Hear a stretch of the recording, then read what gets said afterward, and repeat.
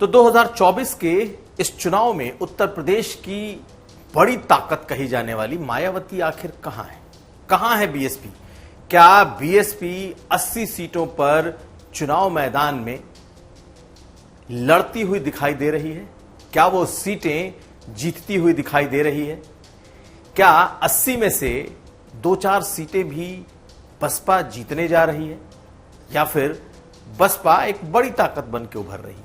दरअसल यह सवाल है, लेकिन इस सवाल का जवाब एक ही है, जो कि चाहे ग्राउंड से निकल कर आ रही हो या फिर राजनीतिक कार्यकर्ताओं से या फिर बीएसपी के काडर से।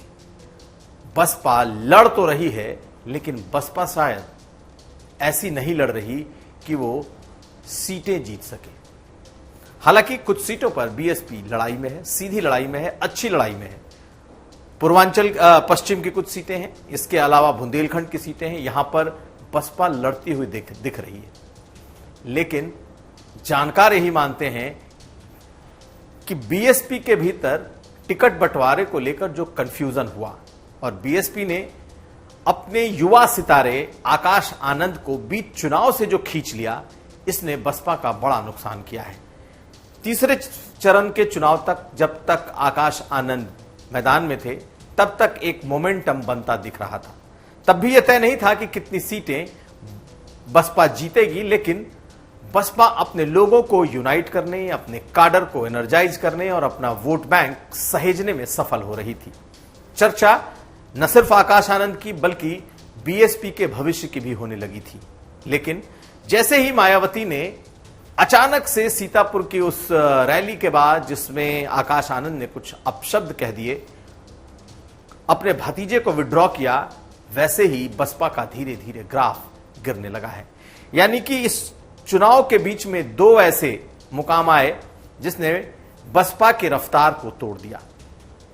एक आकाश आनंद का वापस संगठन में वापस खींच लिया जाना, यानी उन्हें कोऑर्डिनेटर पद से हटा देना, उनसे विरासत की सियासत ले लेना, उनको रोक देना। और दूसरा झटका तब लगा जब धनंजय सिंह ने अपनी पत्नी का टिकट वापस कर दिया। बसपा के लिए यह एक शॉकिंग था। बसपा के लिए यह जमीन खिसकने वाला मामला था। पूर्वांचल में जिस पर सबसे बड़ा दांव बीएसपी ने लगा रखा था, उसने आखिर वक्त में धोखा दे दिया। चर्चा यह हुई कि कहा यह गया अब धनंजय सिंह की तरफ से कि बसपा ने टिकट ले लिया, बीएसपी ने कहा नहीं, हमने टिकट नहीं लिया, उन्होंने खुद से लौटा दिया। लेकिन इन दोनों बातों ने बीएसपी को कमजोर कर दिया, उनके काडर का मनोबल तोड़ दिया। हालांकि अभी भी बीएसपी अपना वोट रोकने में सफल है।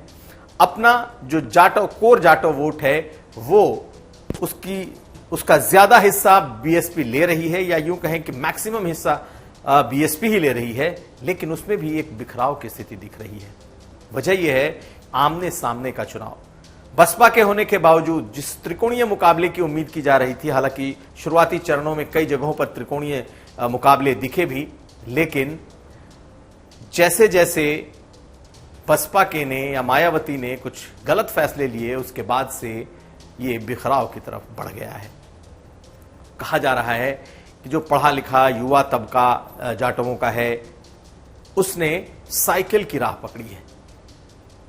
कुछ ने बीजेपी का दामन थामा है, लेकिन आज भी मेजॉरिटी हिस्सा बसपा के ही साथ है। लेकिन अगर थोड़ी भी टूट है, थोड़ा भी मनोबल डाउन है, तो यह बसपा के लिए अच्छी बात नहीं है। बीएसपी ने जरूर ढेरों मुसलमान को टिकट दिए हैं, तकरीबन 20 के आसपास मुस्लिम कैंडिडेट दिए हैं, लेकिन मुसलमान बसपा के साथ जाता हुआ नहीं दिखाई दे रहा। ऐसे में अकेले उस दलित वोट का मायावती क्या कर पाएंगी? मायावती वोट प्रतिशत जो उन्हें 2019 में मिला था सपा और बसपा के साथ, उसमें उन्हें सपा से ज्यादा वोट मिले थे। लेकिन क्या वो इसे बरकरार रख पाएंगी?